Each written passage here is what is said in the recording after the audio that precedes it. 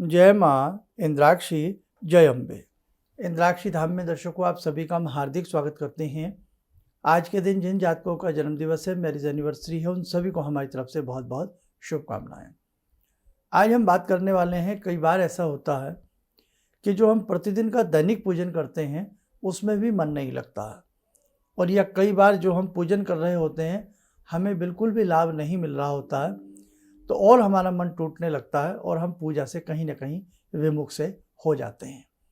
क्या कारण है और किस प्रकार से हम अपनी पूजा पाठ को, भक्ति को और अच्छे से बढ़ा सकते हैं, सारी जानकारी इस अंक में देंगे। देखिएगा, हम प्रतिदिन अपनी पूजा करते हैं।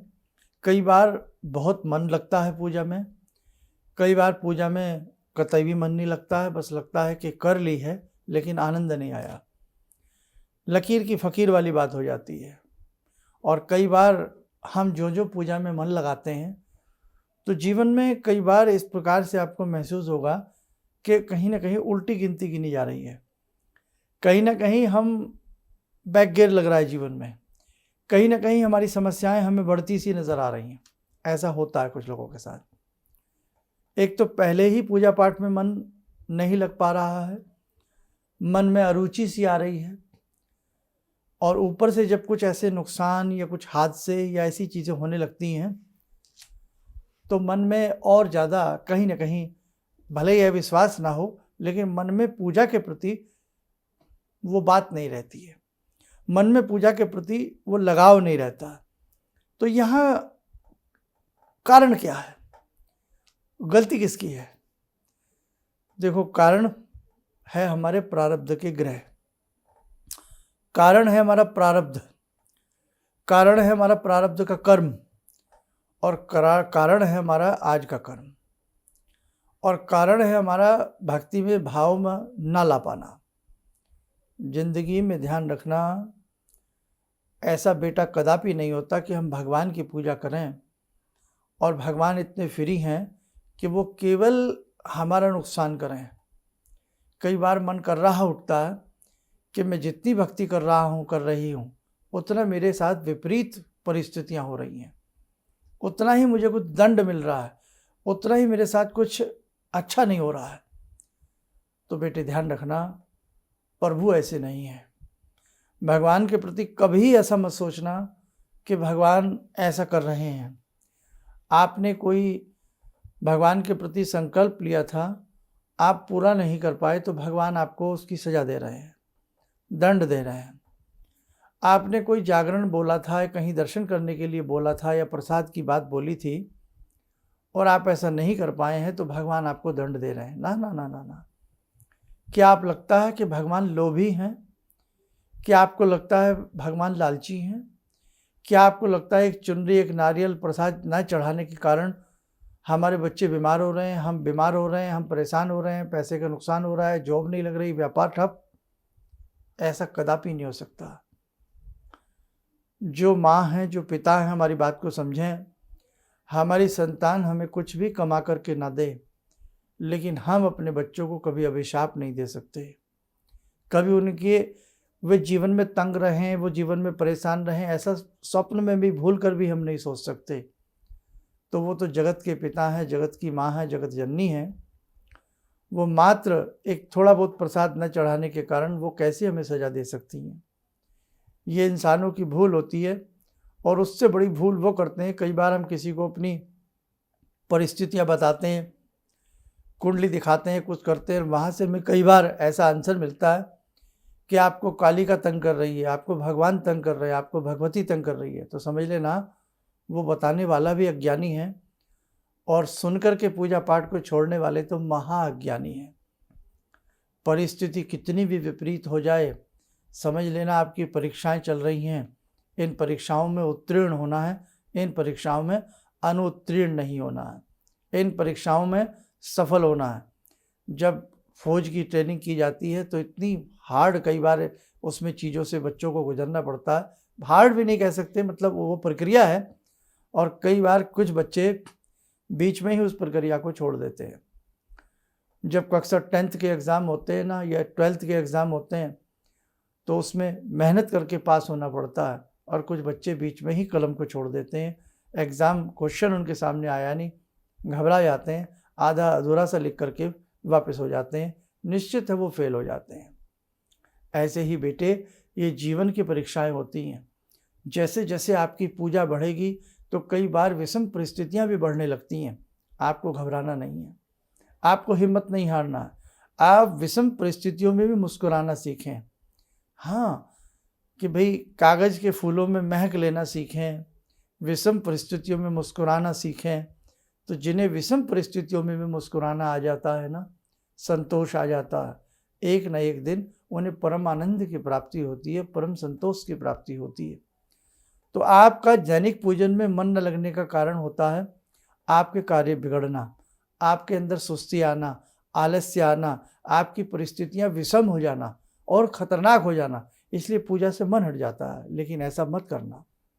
अपने मन के भाव को अच्छे से जगाना, अपनी भक्ति को अच्छे से जगाना और ये समझ लेना कि ये जो परिस्थितियां विषम हो रही हैं, ये परिस्थितियां विषम नहीं हैं, ये मेरी परीक्षाओं का समय है।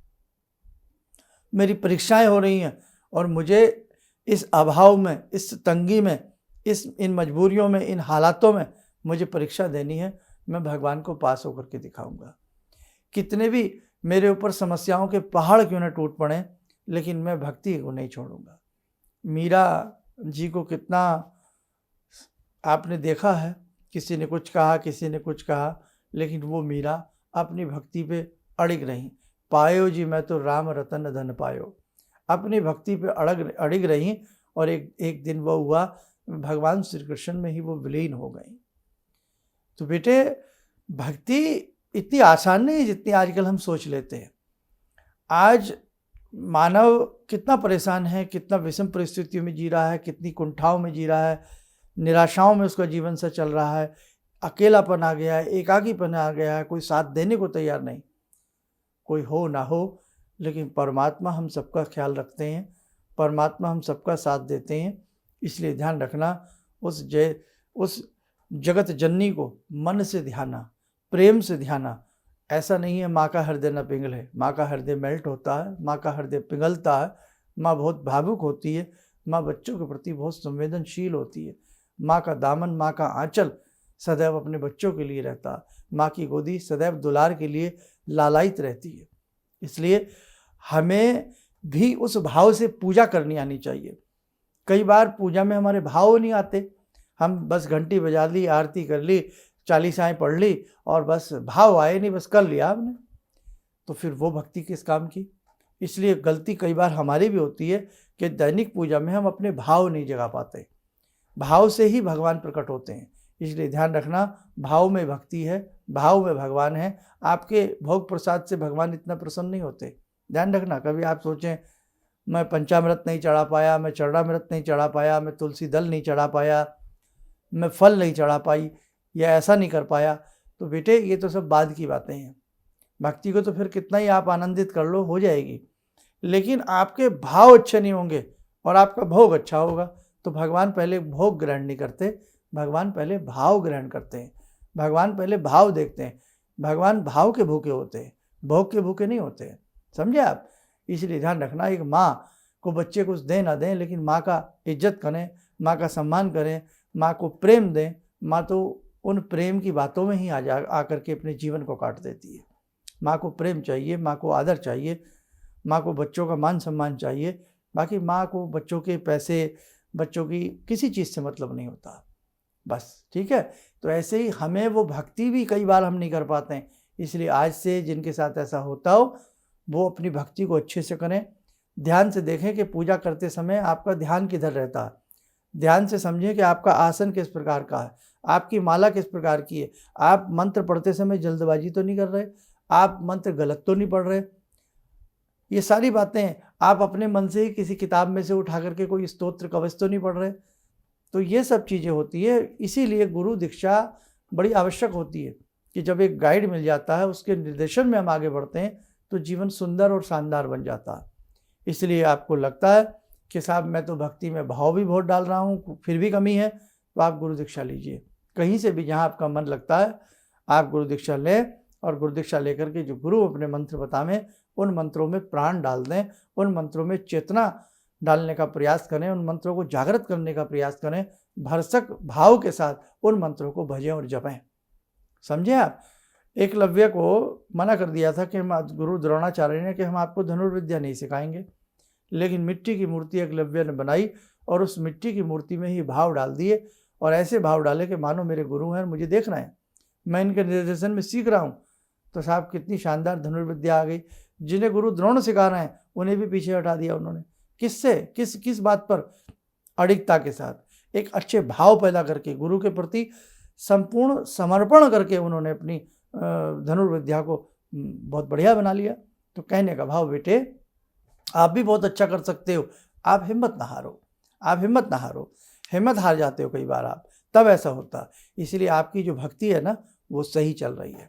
बस अच्छे से भाव जगाइए, अपने मंत्र पर ध्यान दीजिए, शुद्धि अशुद्धि का ध्यान रखिएगा, अच्छे कर्म कीजिएगा, विजय आपकी जरूर होगी। भगवान आपके निकट हैं, सन्निकट हैं, आपके सामने बैठे हैं। बस बहुत जल्द आपके कार्य सिद्ध होने वाले हैं। और प्रेम से भक्ति कीजिए। आसमान टूटे तो टूटे, बिजली गिरे तो गिरे, आपदाएं आए तो आए, समस्याएं आए तो आए, आप मत सुनिए। आप बस भगवान की अडिगता के साथ जितनी भी देर आप पूजा करते हैं, 20 मिनट, 25 मिनट, आधा घंटा, उस समय को भगवान के लिए लगाइए। इधर उधर की कुछ मत सोचिएगा। आपने घंटाकर्ण महावीर का नाम सुना होगा। तो उन्होंने कानों पर घंटे बांध दिए थे कि जब भी कोई और उनसे बात करता था तो सिर को हिला देते थे। बस उन्हें घंटों की आवाज़ सुनती थी, किसी दूसरे व्यक्ति की आवाज़ नहीं सुनती थी। वो भगवान की शब्दों के अलावा, भगवान की बात के अलावा कुछ सुनना ही नहीं चाहते थे। तो बड़े बड़े साधु पुरुष, सन्यासी, भक्त भगवान मानिंद हुए हैं। तो बेटे हमारी भक्ति में कहीं ना कहीं कमी रह जाती है, हमारे भाव में कहीं ना कहीं कमी रह जाती है, और हम समस्याओं को देख के विचलित हो जाते हैं और हम अपनी भक्ति को शिथिल कर लेते हैं। इसलिए आपकी भक्ति बहुत शानदार है, आप बहुत अच्छे व्यक्ति हैं, आप बहुत अच्छे से कर सकते हैं। बस कई बार आप थोड़ा सा परिस्थितियों को देख करके थक जाते हैं। मत थकिए आप। भगवान न्याय के देवता हैं, न्याय मूर्ति हैं परमात्मा। आपके साथ न्याय होगा, आपके साथ अन्याय नहीं होगा। आज जो समस्या चल रही है वो कल नहीं रहेंगी। समय कभी एक सा नहीं रहता, समय परिवर्तनशील है ना। तो इसलिए बस मेरा आपको यही संदेश देना था कि दैनिक भक्ति में अपना मन लगाइए, घबराइए मत, परिस्थितियों से तालमेल बिठाइए, सब कुछ ठीक हो जाएगा। देखो साधकों, बड़ी छोटी छोटी गंभीर बातें होती हैं, कई बार इन्हें हम ढंग से समझें और अपने मन को अच्छे से समझ करके भक्ति भाव में लगाएंगे ना, ऐसा हो ही नहीं सकता कि आपकी भक्ति निष्फल जाए। और जो साधक गायत्री साधना करते हैं या और कोई भी देवी भक्ति करते हैं, तो गायत्री साधना हुई, देवी भक्ति हुई, किसी भी देवी देवता की जो भक्ति है वो निष्फल नहीं जाती, और गायत्री साधना तो कदापि निष्फल जाती ही जाती नहीं है। इसलिए बस आप अच्छे से करिएगा, आपको एक न एक दिन रिजल्ट जरूर मिलेगा। देर है लेकिन अंधेर नहीं है। चलिए, आप सब लोग स्वस्थ रहें, सुखी रहें। इन्हीं शुभकामनाओं के साथ हम अपनी वाणी को विराम देते हैं। जय जय अम्बे।